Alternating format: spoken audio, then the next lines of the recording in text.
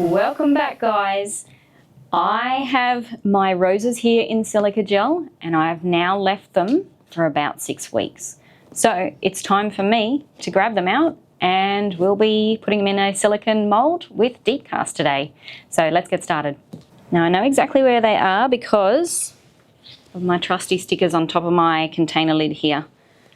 So I'm going to go in and work with our rose that has a stem and the leaves first. So I'm just gently going to move it and lift it out of the silica gel because now that we've dried the rose, it is quite delicate. So I don't want to go in here and just push everything around and be quite rough with it. I want to be quite delicate with it so I don't break any of the petals or the leaves. Now, knowing that I've left it for so long, I'm pretty confident that we've got a completely dry flower, but a way you could test it is if you were wanting to move quite quickly with having your flowers or your organics dried, is you could basically dig them up, check on them, feel them. Like when you feel this, it's actually got a paper-like consistency, and I won't be too rough with it again, but that consistency shows me, and I can feel it right into the center of the rose as well, that it is actually quite dry. Another way to check is down the base where the petals join the stem in here. This section and the stem is quite dry to the touch as well. So it's almost like it's quite crispy and it doesn't have a great deal of flex to it. So that's one really good indication that your flowers are dry, and you do want to make sure that they are 100% dry.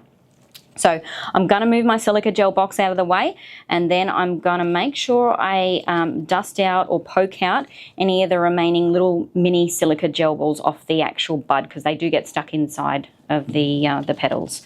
So I'll just give it a loose tap first and then I'll pick out the rest.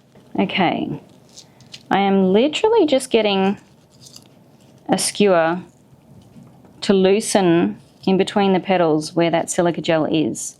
I just don't want these guys coming out in my resin, so I want to remove as many of them as possible. I'm not 100% sure whether it would entirely affect the curing process of the resin, but they actually would be a little bit visible under resin, especially against such a dark coloured petal. So that's a reason why I want to as well, but ultimately they are designed to absorb moisture, so I wouldn't want to have too many of them and have an issue with that working in with the resin, especially deep cast resin, where you tend to use a fair bit more of it in your pores because you're actually pouring deeper. But it also is a slightly more expensive resin too, so I just wouldn't want to risk it. I want to make sure that there's nothing introduced into the resin that shouldn't be there. Okay. Can't see anymore, I can't hear any more coming out. So I'm pretty confident that we've got all of our silica gel beads off of our rose today. Next step, I have a silicone mould here that I got online, and it has a support frame. When you're pouring deeper, a lot of these silicone moulds have a lot of flex to them, especially when under the weight of resin. So when I am selecting moulds of this type, I do make sure that they come with the support frame, which you can see here. So this is what I'm using today. So my next step is to put our rose in here and position it. Now, I obviously cut it off at a certain length to dry it, but that does mean now, to make sure I fit it in here into my silicone mould, I have to recut. And it also means I'll probably reposition some of the leaves off of the rose as well, so that way I have a nice composition of the way it's sitting in my mould. So I'm going to get to and do that. I'm just going to use scissors and make sure everything fits in. Okay, so I've cut my rose down to size. I have taken a couple of my leaves off. I had a couple of crinkled leaves, and just so it wasn't so busy composition wise, I've removed them from the front, and one petal of the rose that was coming out quite a lot wider and touching the side of my silicone mould. So I've removed that as well. What I might quickly do now is actually just UV resin these green, what are they called? What is the base of this flower called? I don't know the name of the green bit on the underside of my rose. I'm actually just going to, so they're not sticking out so much, I'm going to just tack them down with UV resin just in position against the petals a little bit more to replicate like the backside and something that's more natural to where they would sit on the rose when it was freshly picked. So I'll do that. Then my aim is, when I put this in my silicone mould here, I have it touching the back side of the silicone mould, and I wanted my rose to sit up and the stem to be evenly suspended.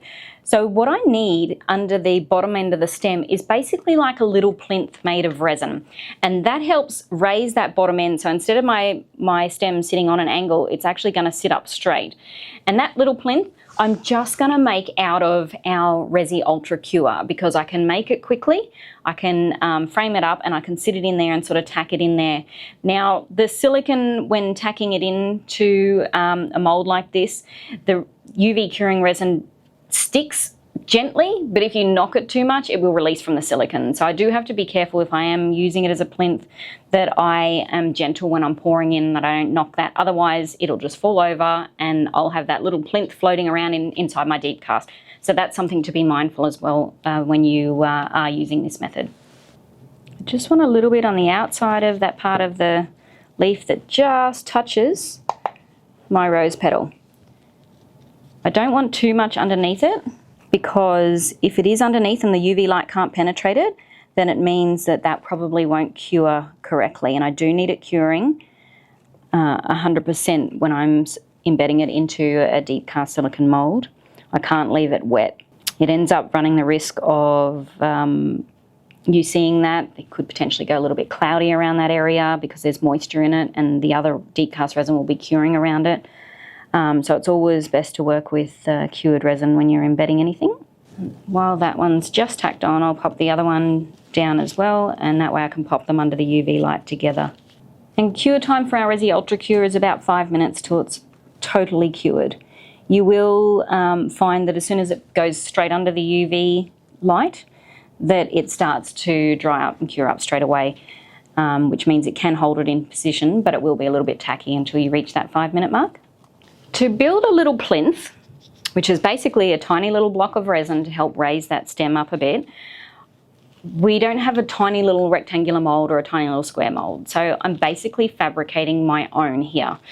I've gotten one of my, this is a coaster mould stand, silicone mould, and it's got sections in the corner here that are quite rectangular. So my aim is to use my UV Ultra Cure and pop it in the corner here, give it a flash under the light and build it up. So I've got basically a block here that I'll just be able to pop that out of the silicone mould and use that.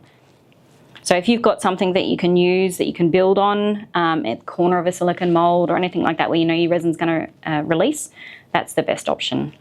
So for my first layer, I am going to have the mould on a little bit of an angle just to make sure it stays in the back corner. And I'm just going to put a little layer in.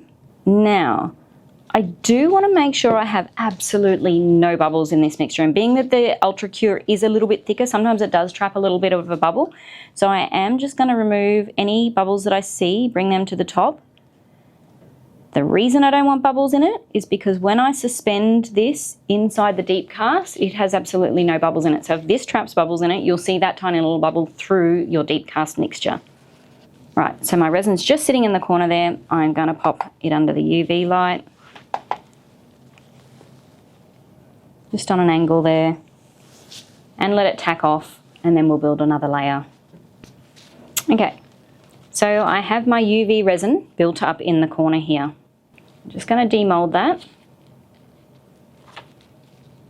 And that gives me a little resin plinth, and because I'm embedding resin, clear resin into clear resin, it's almost non-existent. It looks, you can't visually see it to the eye unless you take a really, really close look. So what I'll do now is I'll just test it, because I've built it up where it's got a little bit of height to it. So if I'm sitting my rose down, maybe sit it on this angle to show you, instead of having it going slightly down, I can now sit it, attach it to this stem, and it sits up almost basically horizontal to where my mould will be. So that's the aim of it. So while I've got it here, I am going to tack a little bit of the UV resin from the leaf stem to the actual little UV resin block that I've made, so I can secure that. Then I will dab that UV resin block to the base of my silicone mould that I've got here, so that way I've got it sticking to the inside of my silicone mould a little bit. So we'll do that. I do have my UV torch too, and sometimes the torch is good when you've got little angles that you need to get in on. While I'm waiting on that, I am going to make sure that my mould is completely dust-free. Just giving it a mist with our Resi isopropyl and wiping it out with a cloth. Now, you can see that my little plinth is now attached to my stem here. I'm going to sit that in my mould in position, then going to drop a little bit of my UV curing resin down the side of my plinth so it touches my silicone mould and hit it with my UV lamp. Then I'm going to do the same with the corner of the petal. I want to try get an attachment point where my petal is touching my silicone mould and pop a little bit of UV curing resin on that to tack it into position, so that way when I do pour my deep cast in, the front of my rose isn't going to float to the top of my deep cast while my back sticks down. Now I want to make sure my stem is centre. Get a good look at it from bird's eye view, double check my positioning. And I'm good with that. I want to make sure my UV lamp will reach it. And that way I'll tack a little bit of it down and pop that UV light right on it. Now this is a little bit tricky. I want to attach to the flower as well as my silicone mould. So I'm sort of just dropping it down in there. So yeah, I want to pop my UV resin in a position where it's touching the silicone mould, but it's also touching my petal. And that way, both of those will be joined together as it cures, and it'll just tack itself lightly onto the silicone mould. And like I said, if I'm too rough with this, that'll pop straight back off. But it's enough at the moment to secure it if I gently pour around it. And while I've got this light on it, I might do a little bit right at the front side as well, where the front top of the rose petals are touching the silicone mould as well, just to ensure I've got it secured. And pop that UV light back on it. So I've secured some of my petals and my stem. This is the ultimate test. So let's hope it holds on. I'm going to be very gentle because I obviously don't want to, like I said to you before, it will possibly come off. So I can now tip my mould upside down. My rose has not released from my mould. So I'm happy. I'm going to pour in our deep cast. And as always, here's a batch I mixed earlier. And if you do want info on how I measured and mixed our resin up, please refer to the video. But I have completely mixed this, so I am now ready to pour, and I want to pour in really gently. I don't want to knock those bonds of the UV curing resin, our Ultra Cure, against our silicone mould in here. So I'm actually going to use my stirrer, and I'm going to sit that in here against the base of my silicone mould, and I'm going to pour from my ratio cup down the stirrer. So basically I'm layering it into the silicone mould today. And I've calculated how much resin I needed to use by multiplying in centimetres my length by my width by my depth. And so that calculation gave me just under a litre, about 900 mils. So that's what I've used on my ratio cup today. I've poured up to my column 6s, which is the highest in this ratio cup, and that has given us just on our 900 mils. So I have mixed it in. A tiny little tip, I have put like a quarter of a drop of my jet black translucent dye in my mixture. I just want to counteract any future, and I'm talking years down the track, potential yellowing. The deep cast has excellent UV stability, but over time, all resins will slightly yellow. So that's my tiny little trick just to try counteract that. Now, it's not where it's changed the color of my resin to a smoky color or anything like that. So I do keep it very, very minimal. I'm just gonna go slow. I just want that resin to slowly seep in and fill in around where it needs to. As I'm pouring this, I'll just mention as well, the reason that I've done the little plinths and attached it in here and secured our rose and tacked it down using the Ultra Cure UV curing resin is it enables me to pour our silicone mould here in one go, instead of putting a thin layer in first and then sitting my rose in on that layer as it's a little bit tacky, and then pouring a second layer.